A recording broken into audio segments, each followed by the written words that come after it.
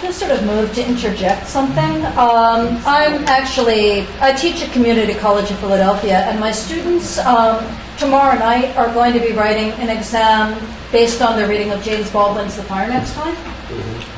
And there's a moment, actually, where he describes the young people in those circumstances as the only true aristocrats in this country,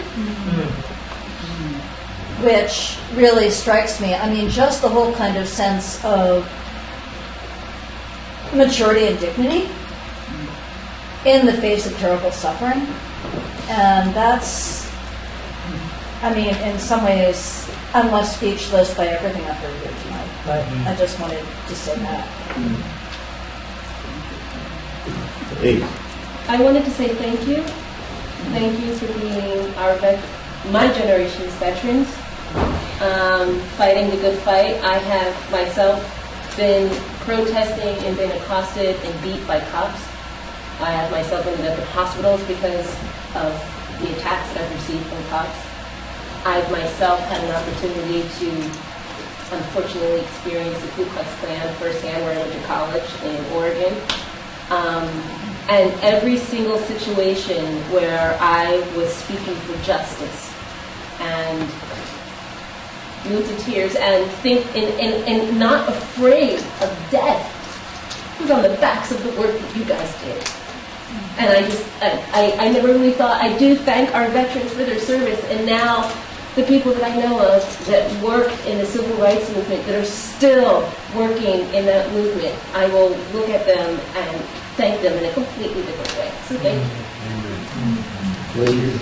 Well, I just wanted to say that there is a website called the Veterans of the Civil Rights Movement. Do people know about it? Maybe you all know about it, but if you want to look at what individuals did, and it's very varied, both in terms of who was there and where they were. It wasn't all 64, when the movement really went on through 68, that's when I was there. But anyway, it's a wonderful website, and you should know about it. If you just Google Veterans of the Civil Rights Movement, you'll find it. I found a ton of stuff there. Please. I live in Delaware. I don't know if anybody in this room lives in Delaware. Beside my husband.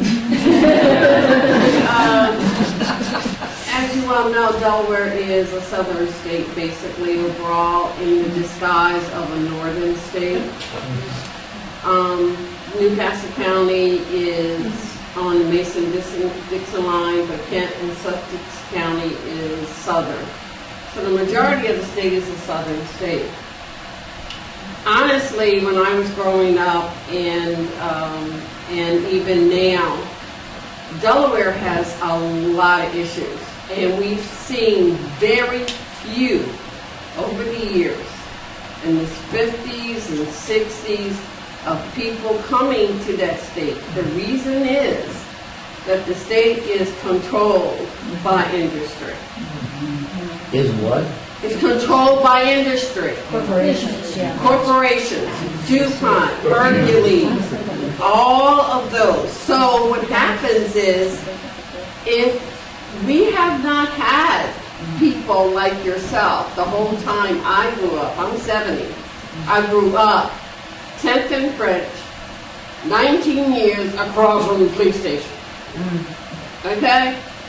And you had the Hotel DuPont on the east side of Market Street, and then you had the west side, which most of the Caucasian community moved to the west side, moved to the suburbs, and it became a majority African-American community, and the east side was the east side. If you lived on the east side, and there were people who had money, teachers that lived on the west side. Where I grew up in a home, and just very quickly, I grew up in a home that was a mansion that was turned into apartments. My aunt and uncle, who were African-Americans, came to Wilmington in the 40s. He lived on a farm in Glasgow next to a guy. His family helped this guy raise and train horses. So they had their own farm, okay? So he came to Wilmington to work and married my aunt. And she started to bring a lot of family members from Indiana to here. My hometown is I was born in Indiana. We lived in a roach-infested, rat-infested, mouse-infected, everything in that apartment house. Across the street, just across the street, no wider than this room, there was the elite. A doctor, a couple other people, that's the way it was. In the same block, there was another people that were elite. So we had in Delaware, a lot of people don't know, we didn't have you people. A lot of people come to protest because the fact is they were controlled by industry. They had to work. There were domestic workers. There were other workers. If you were out there on the protest line, you lost everything. In Delaware, and especially Wilmington, it was totally different animal than down south, than in Philly, than in Maryland. Delaware was different, and it still is. It is still very, very different. It's a very, very cultural, diverse. We're starting to get there. We have so many Jim Crow walls, and we still have hanging on the books. Wow. And we have more African American men in jail than almost any state, believe it or not. And we have actually executed more people for our little small state than most states that are bigger, even as big as Texas. This is Delaware. So if I have not experienced what you all have experienced because you couldn't go out there because it would definitely affect your family. That meant that your family would not get a job. And there was no such thing as public assistance. So you learned real quick where you could go and where you could not go. Now my auntie, she worked for very wealthy people. So I got a chance to go to the hotel department and eat in the green room and all of this because of the fact she was keeping their children. So when they went, and she went, I went because I was, an only child with them. But when I saw a lot of and experienced a lot of what I had and experienced and what a lot of my peers had, totally different. Totally different. We had the west side, you didn't go to certain points on the west side. You didn't go there. You couldn't go, you came to the east side, you stayed where you were. And you had your Jewish stores, your Polish stores. Those stores were owned by most Caucasians. There were a few stores that were owned by African Americans, but few, because there was no money for them for startup. So Wilmington and Delaware is still basically, in most areas, a very prejudiced state. And we didn't have people that came to protest. We didn't have the marches. If you look in the books, there were hardly any marches or anything like that happening in Delaware. And to be among you all, I understand, we read about it, but we were limited, and especially with my family, a lot of us could not take that chance of being on the firing line because it would affect our families. I think I have to, one more question. I want to address what the gentleman stated earlier in reference to the PTS, post-traumatic stress. That exists. And even, I think you could address this as well. My father was a Black Panther, and he was arrested here in Philadelphia 43 years ago. I was 9 years of age.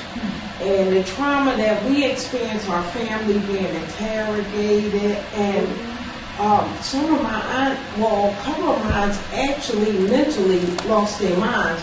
The children were never taught, myself, I was 9 years of age then, what really, I never knew what a Black Panther was, although my father was a major figure in it. So I can see to this day the post-traumatic stress issue.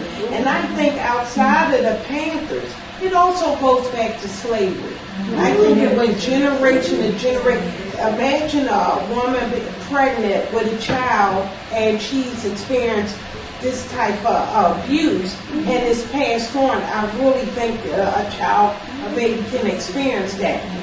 So I'm glad you addressed that. I wanted to say something to you because I'm living that dream of what was done in the 60s and still hoping that it happens today. And it looks like some stuff is happening with the Black Lives Matter because they hope they finish unfinished work. Yeah. Right. So I have been living that well before the Black Lives Matter, hoping there is a rise up against injustice. And I'm seeing people your age who were in, well, I didn't really get your age, but. And I'm not telling. I know, you didn't tell. But I'm assuming what I've seen because I lived this thing as a kid and I said I wanted to join right in. Although my family tried to keep us away from it, I wanted to join right in. But I'm working with a lot of folks who are around about your age who still want to do this Panther thing. They were Panthers, but they're very ineffective. And I'm looking at some of them are suffering with PTS. Some of them are just totally burnt out and don't want to give up the fight. And so I want to ask you, where are you today in reference to burnout? Do you still have to fight? What you would call post-traumatic stress syndrome, I would honestly say I did suffer from something like that from about 1971 until about 1978, 79. I had to make a conscious decision to force myself to live a normal life. I met this wonderful woman over here, and we had these kids, and we did just ordinary domestic life and stuff like that. And it wasn't until I felt really comfortable in that. We bought a house, and I moved from Westfield to Germantown. And I said, hey, wait a minute, okay? You don't vote, you don't vote, you don't vote, you don't vote. And I got back on the horse. And it's still okay, but there's still things. Yeah. Okay, like I still freeze up when I see a police light because I got my head cracked. Okay. I still, when I get that, well, I call it the, how the hell would you know? Look that you get from a lot of white people when you say, well, so-and-so is this and so-and-so is that, and they give you a look like, yeah, how the hell would you know? It's an expression you get from pouring white people's coffee and mopping their floors and stuff like that, and you get to learn a lot more about them than they know about you. It's part of growing up in a servant culture like I did. Okay? And I'm very sensitive to that today. Okay. Well, I don't know, but yeah, yes. The answer to your question is yes. Post-traumatic stress syndrome exists in a lot of different forms. In the more acute form, I suffered from it for about 8 years. Today, it's a psychological thing. But I'm very sensitive to condescending white men. I'm very sensitive. Okay? But I haven't hit one yet.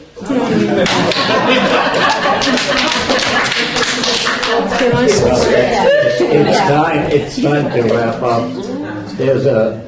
I would hope to see African American Jewish Alliance renewed, but there are all kinds of obstacles now. Many of the older Jewish organizations have been circling the wagons in regard to Israel and defending something which is indefensible, immoral, and that's the occupation.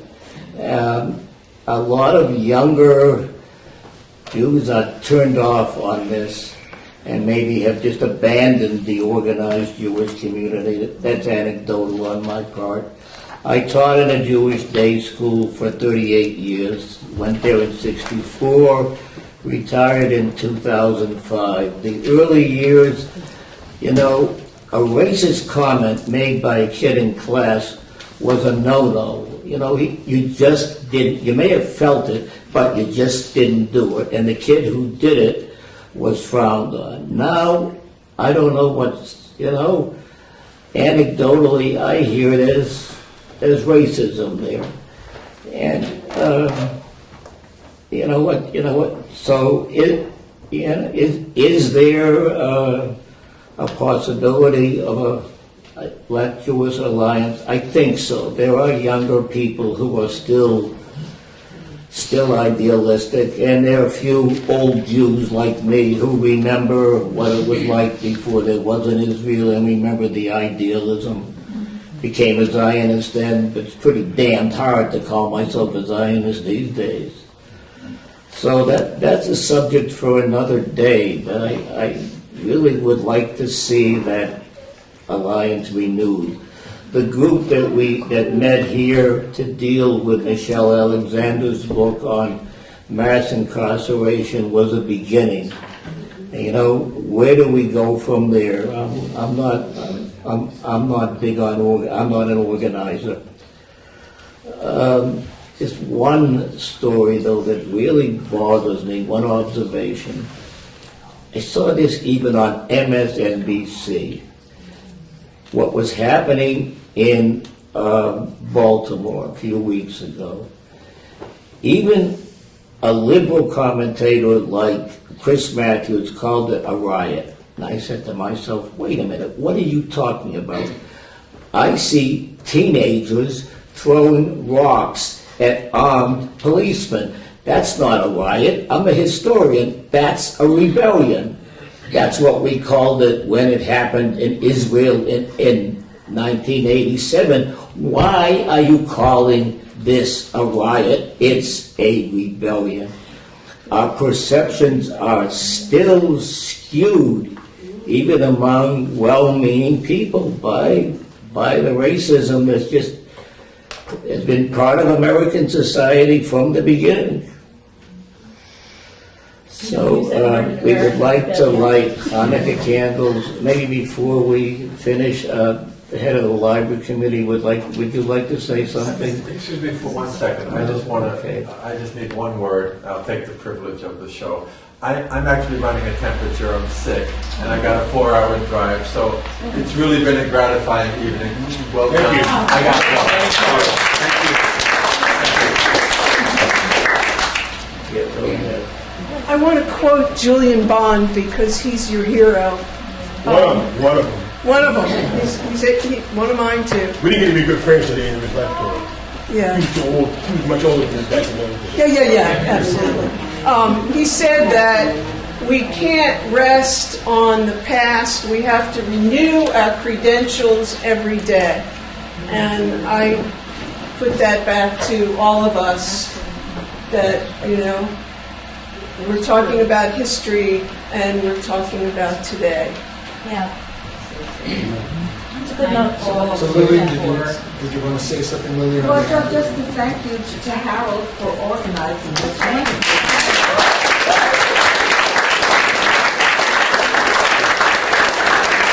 Thank you to all the speakers who participated.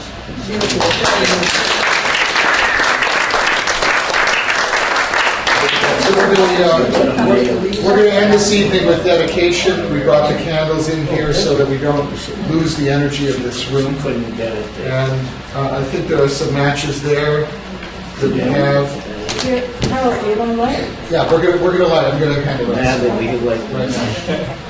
So hold on, I got a plan. Okay, was deputized. Yeah, I was asked to create a plan, and here's our plan. So we're not going to have one person light this evening. I'm going to invite our panelists.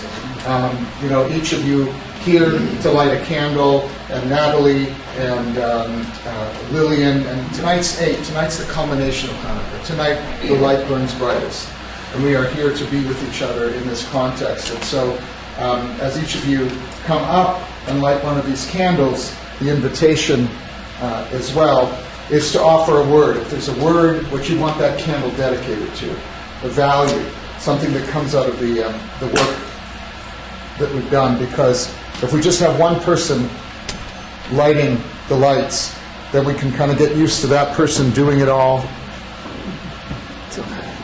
And just like the miracle of these candles is great, and I thank you, Rabbi Tzura, because we arrived here tonight to discover that we didn't have candles. So tonight is a miracle that happened here. We had no oil whatsoever. And Rivka and Rabbi Simcha were going to save the day, and then they mentioned that they had a struggle to Rabbi Tzura, who said, I have some in my trunk. And so it's when we actually share the challenge we have, as opposed to how am I going to fix this all, that we find there are angels, along the way there. So Ellen, if we could start with you, and we'll just move down here, and then whoever wants to complete the task, and if you can begin by lighting on the left side there.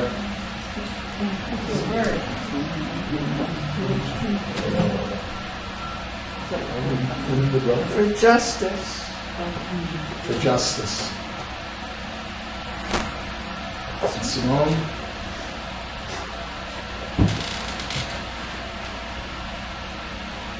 For memory and sharing memories.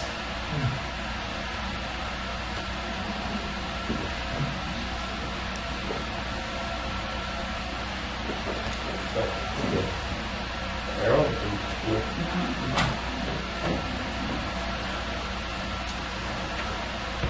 For an end to racism.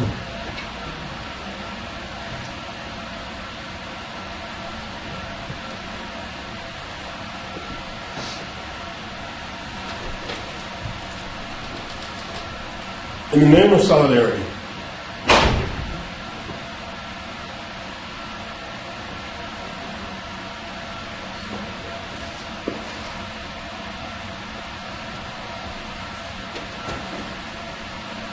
Netzach, perseverance.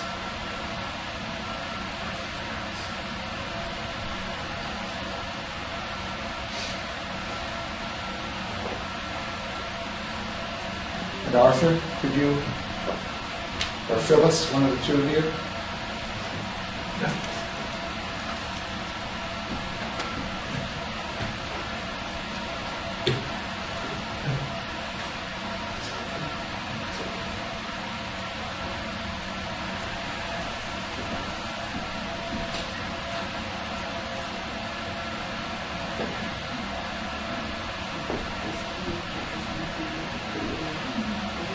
Natalie?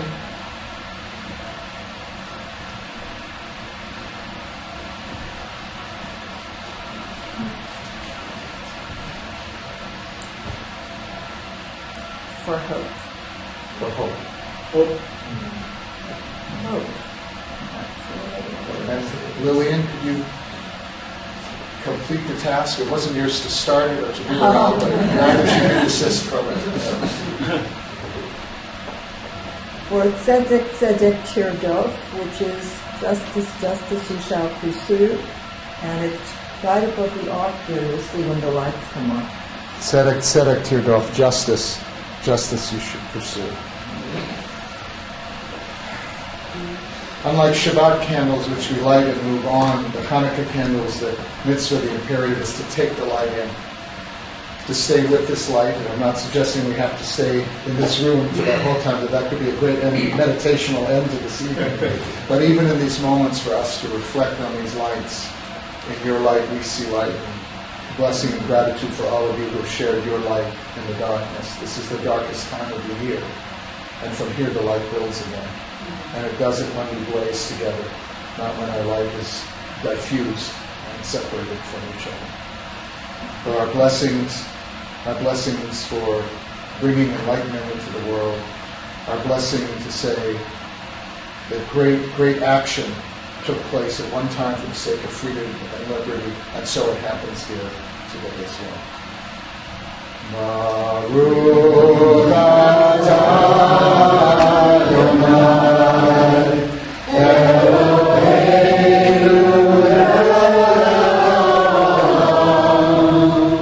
asher yishanu b'mitzvotav v'tzivanu le'alidei Shema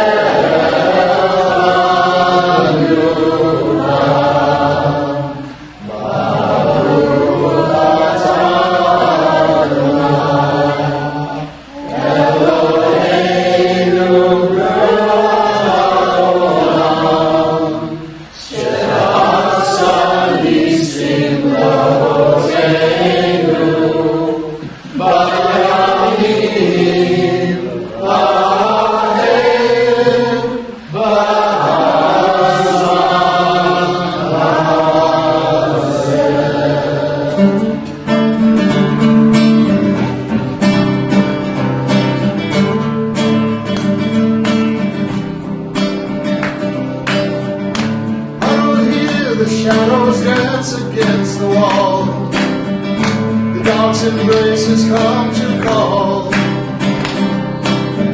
We gather tightly in the narrow place, sitting here face to face into the nightfall.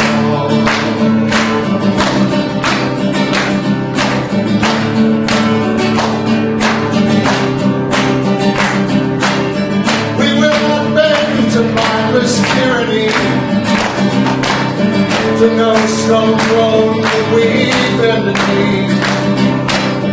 We take the sword into oppression's heart. No gallows threat will tear us apart from our God. And so we light one candle in the dark for the miracles of all. We light one candle in the dark for the stories yet untold. Light one candle in the dark for the hope that will not die.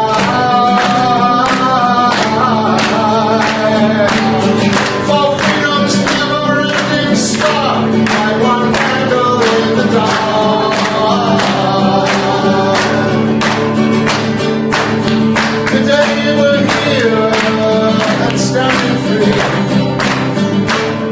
Beneath your wings of liberty, and yet there's places where the oil pours about. We cannot hide while others' lights go out, and still be free. So we light one candle in the dark for the miracles of all.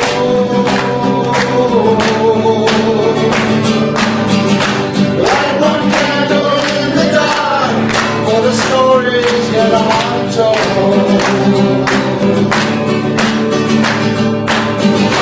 Light one candle in the dark for the hope that will not die.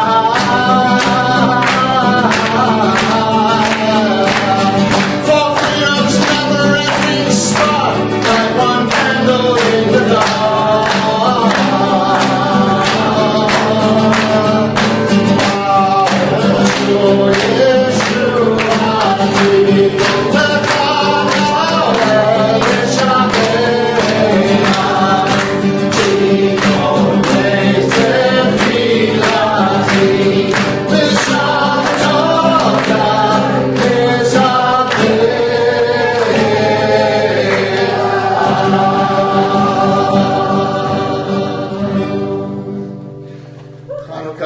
Everybody, thank you all for putting this program together.